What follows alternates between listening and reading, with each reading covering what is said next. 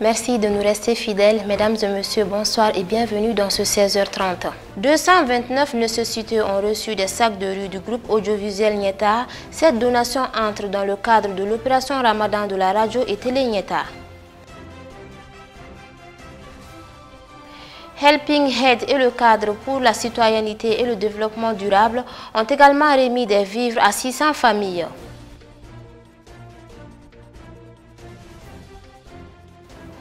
Près de 4 millions de personnes ont besoin d'aide humanitaire au Cameroun.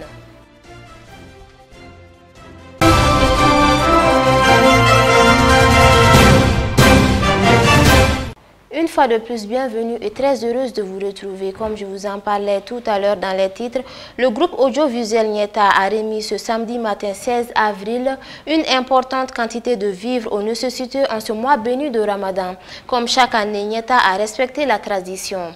Pour cette première distribution de vivres, 229 sacs de riz ont été offerts aux personnes dans le besoin. D'autres remises de dons vont suivre celles-ci au profit des déplacés et des orphelins. Aissata Bachili et Ladji Traoré. تدعون لتنفقوا في سبيل الله فمنكم من يبخل ومن يبخل فإنما يبخل لنفسه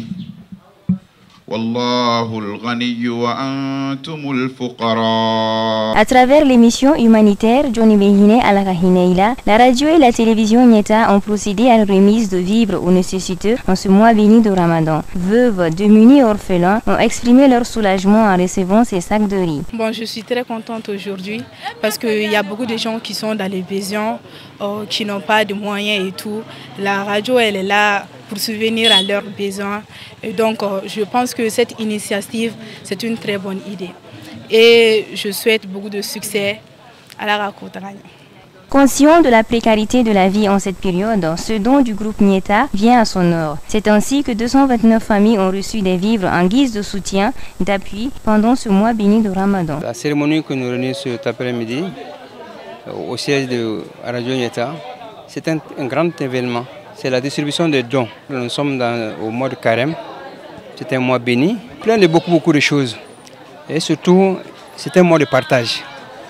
Et à cet effet, le groupe audiovisuel Nyeta, à travers son PDG Sidi Bamdjire, nous avons organisé ça pour faire la distribution afin que les veuves, les démunis puissent s'en réjouir, puissent passer de bons moments avec la télé Nyeta dans le cadre du Carême.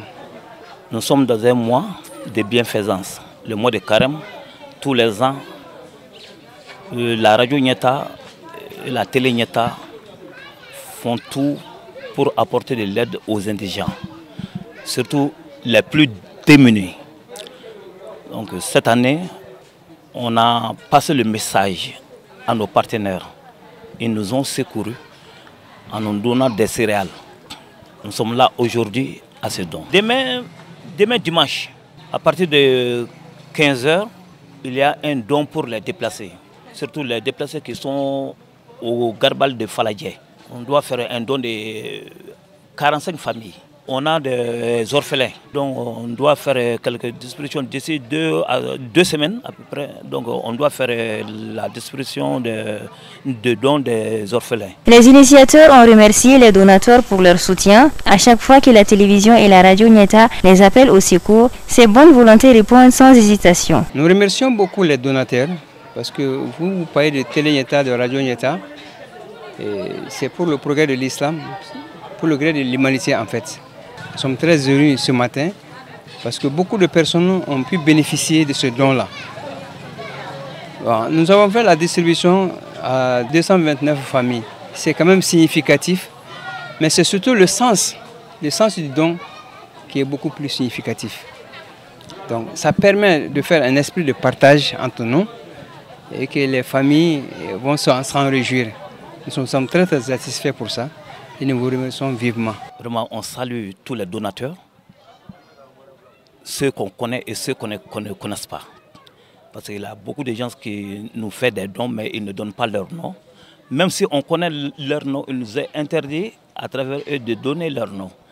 Donc on les salue beaucoup. Au cours de la cérémonie, l'un des organisateurs a demandé aux uns et aux autres de faire des bénédictions pour la finition du nouveau siège du groupe Nyeta et également pour tous les travailleurs de la radio et la télévision Nyeta. Des invocations ont également été faites pour la stabilité au Mali.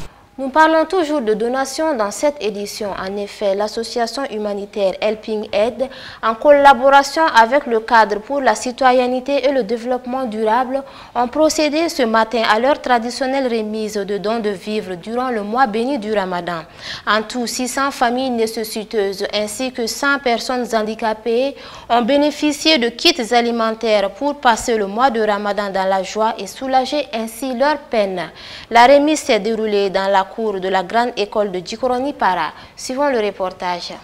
Soulager la peine des personnes nécessiteuses en ce mois béni du Ramadan, tel est l'objectif de cette donation. Raison pour laquelle 600 familles ainsi que 100 personnes handicapées ont été les heureux bénéficiaires des kits alimentaires de Helping Aid et du cadre pour la citoyenneté et le développement durable. Nous faisons un partenariat avec Helping Hand, qui est une ONG kenyane. Nous sommes dans une coopération sud-sud et nous travaillons pour que vraiment nos populations, on puisse les aider à les faire moins souffrir par rapport à tout ce qui se passe sur le plan international et sur le plan conjoncturel. Cette opération, c'est une opération de partage, c'est une opération de solidarité, mais c'est aussi une opération de vivre ensemble que nous sommes en train de faire entre nous Maliens centrafricains, pour que vraiment on puisse se partager en ce mois béni le peu que nous avons reçu de nos partenaires et qu'on puisse vraiment aussi aider les familles. Aujourd'hui, nous avons à peu près 600 familles qui vont bénéficier d'un petit kit, je le dirais comme ça, qui peut les aider pour les 15 derniers jours du mois de carême. Ce n'est pas gratuit, ce n'est pas fortuit, nous le faisons depuis une dizaine d'années. Et ces 600 familles vont bénéficier un peu de tout de vivre, avec quelques litres d'huile, pour vraiment faire plaisir aux enfants, surtout en cette période extrêmement difficile pour nos populations. Nous sommes dans un pays où nous vivons actuellement dans l'embargo, mais au-delà de l'aspect embargo, nous vivons une conjoncture qui est réelle. Donc c'est vraiment l'occasion pour nous de dire à ces familles que ce n'est pas une grande chose, mais c'est pour partager. Et que ce partage nous semble être extrêmement important. Et nous avons 600 kits, mais en plus de 600 kits, nous avons 100 kits pour les handicapés aussi, qu'on doit faire tout de suite après cette cérémonie, et qui est aussi pour une première pour nous. Parce que dans les années passées, on ne le faisait pas comme ça. Mais cette année, nous avons jugé nécessaire aussi d'amener les handicapés de tous bords pour que vraiment on puisse aussi les assister en ce mois de Ramadan. Très heureux, les bénéficiaires n'ont pas manqué d'exprimer leur joie. Je réponds au nom de toutes les centrafricains et centrafricaines. Vraiment, je tiens à remercier Helping pour les services qu'il nous a rendus, sa disponibilité, son aide, sans oublier son soutien et sa compréhension de nos besoins. Et en échange de ces services généreux, nous tenons vraiment à lui remercier. Merci. Je remercie le bon Dieu de m'avoir donné l'opportunité de trouver ces riz. Mais je remercie très particulièrement ma maman ainsi que les donateurs. Bon, vraiment, que Dieu les aide, que Dieu les sauve. Vraiment, moi je ne peux rien dire encore de plus. Ne sais quand nous sommes déjà pauvres, ni ne sera hakemina, avec Frigosoula. Ni ne sera, ni ne sera que ne totumina, avec Frigosoula. Ne me dois aucun, si Janni Kena Labangunma, la Kada di Boma, À la fin de la donation, chacun est retourné à la maison avec le bras chargé et le sourire, heureux d'avoir eu de quoi à manger pour toute la famille. Qu'Allah bénisse les généreux donateurs et leur accorde le paradis Firdaus. Sur tout un autre plan, l'énergie du Mali a procédé hier vendredi 15 avril à une journée portes ouvertes aux hommes de médias. L'objectif était de faire l'état des lieux des installations en cours de projet de construction de la centrale de 100 MW. Le poste de Sirakoro qui a fait l'objet de la visite est à 85% d'exécution. Après la visite du chantier, une conférence de presse a été animée par le directeur général de l'EDM pour faire le point de la situation technique et financière de l'énergie du Mali. C'était dans l'enceinte de la maison de la presse. Reportage Abdou Ouattara et Moussa Diallo. Hier vendredi, vers après-midi, les acteurs de l'énergie du Mali et plusieurs journalistes se sont dirigés à Sirakoro pour visiter les chantiers du projet de construction des 100 MW. Après la visite du nouveau chantier, juste à 1 km d'à côté, le poste de Sirakoro, le nœud d'interconnexion des réseaux électriques de Bamako, c'est à partir de là-bas que le chef de projet a fait les comptes rendus de l'état d'avancement du projet, estimé à 85% de réussite. Nous avons visité la centrale, donc vous avez vu l'état d'avancement des travaux.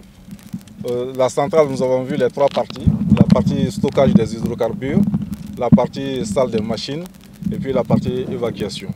Donc, le stockage des hydrocarbures, c'est pratiquement terminé. Nous sommes actuellement à 99% de toutes les exécutions, juste des petits travaux de finition qui sont en cours. Maintenant, la salle des machines, vous avez vu, les alternateurs, les moteurs sont tous en place. Les raccordements sont en train de se faire à l'intérieur. Mais aujourd'hui, il manque le raccordement principalement entre l'alternateur et le moteur. Ceci ne peut se faire que quand la salle sera entièrement couverte et ce qui n'est pas encore terminé. Après, nous avons vu de l'autre côté le poste élévateur. C'est ce poste élévateur qui permet d'évacuer l'énergie vers ce nouveau poste que vous avez en face de vous. Donc ce poste élévateur, il est terminé. Comme celui-ci aussi, il est terminé. Seulement, il manque les tendus, les câbles qui doivent être posés entre les différents équipements en aérien. Ce sont ces câbles-là qui manquent, ainsi que le câble principal qui va quitter la centrale de Sirakoro pour venir ici sur environ 1 km.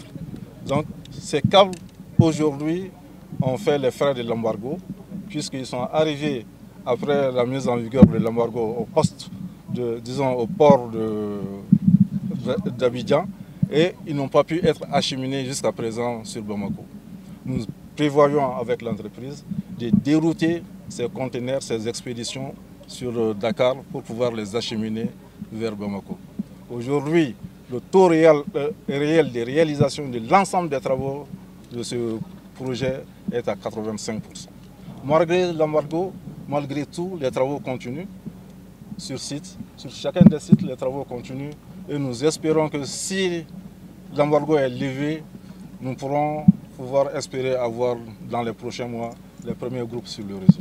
À la suite de la visite du nouveau chantier de Sirakoro, le directeur général de l'EDM SA du Mali a animé une conférence de presse dans la maison de la presse. C'était l'occasion pour lui d'évoquer la situation technique et financière de l'énergie du Mali. Est une société donc qui gère un système électrique basé sur un réseau interconnecté et des centres isolés. Réseau interconnecté, ça veut dire que un certain nombre de villes sont en réseau et fonctionnent sur les mêmes lignes électriques. En fait, en ce qui concerne la Société Énergie du Mali, on a un système de production qui est basé sur plusieurs sources, ce qu'on appelle notre mix énergétique. Le mix énergétique, ça veut dire l'ensemble des sources d'énergie qui concourent donc à la formation de l'énergie CHE EDM. Nous avons la source thermique, nous avons la source hydraulique. Nous achetons de l'énergie avec des privés ici, qu'on appelle des IPP, des partenaires privés comme Albatros, comme Akio. Et nous achetons de l'énergie avec la SOGEM, à travers le barrage de Manatali, le barrage de Felou, aujourd'hui le barrage de Gouina. et nous achetons de l'énergie sur ce qu'on appelle l'interconnexion ouest-africaine dans le cadre de la CEDEAO. Donc c'est dans ce cadre-là que nous achetons de l'énergie avec la Côte d'Ivoire. Mais la conséquence financière fatale pour EDM est quoi? C'est que EDM aujourd'hui est une société avec un résultat cumulé en perte de plus de 200 milliards. Résultat cumulé, je dis bien. Donc le résultat cumulé de tous les ans aujourd'hui, à fin 2020, c'est chiffré à plus de 200 milliards de francs CFA. EDM devient donc une société avec une dette fournisseur d'exploitation qui est au-delà des 150 milliards de francs CFA et qui est insoutenable pour la société. EDM se retrouve avec une capacité d'investissement qui est négative. EDM ne dégage pas de cash flow pour faire des investissements. Donc, voilà de façon très succincte la situation technique et financière de EDM. Il a lancé un appel aux clients dans le cadre de la fraude. Avec un déficit de production, la fraude aggrave les déséquilibres entre l'offre et la demande. Nous avons une production qui est très tangente. Et si dans cette situation de contrainte avec la production, et la Société Énergie du Mali fait l'objet de beaucoup de fraudes, soit par contournement des systèmes de comptage qu'on a mis en place chez les clients, soit par d'autres méthodes, et que ces clients qui a pu se mettre en fraude ne comptera pas l'énergie qu'ils consomment, puisque c'est de l'énergie en principe qu'il est censé ne pas payer, d'autant qu'il est en fraude. Donc, cette énergie qui va chez ce client indélicat, cette énergie qui devait bénéficier à certains autres clients, ne bénéficiera pas à ses clients. Parce que le client qui est en fraude va se mettre à consommer de façon inconsidérée. Ça, c'est la problématique de la fraude en tant que telle. La conférence de presse a été clôturée par la rupture collective des jeunes. Le directeur général de l'énergie du Mali a rassuré la population qu'il mettra tout en œuvre pour satisfaire les clients. Il a invité la population à la patience. Des individus armés non identifiés ont attaqué un poste de la douane à Bougoula à la sortie de Sigasso sur l'axe Bobo avant d'arriver à Eremakono à la frontière Mali-Burkina Faso. Ils ont ouvert le feu sur les agents présents sur place. Le bilan provisoire est de 3 morts, dont un agent de la douane et 2 manœuvres bénévoles, ainsi qu'une vendeuse de boissons locales blessée par balle au pied. Les assaillants ont emporté le véhicule de marque Hyundai Tucson 4x4 appartenant aux douaniers tombés lors de l'attaque. La voiture fut retrouvée calcinée dans la forêt par une équipe des forces de défense et de sécurité en ratissage dans la zone.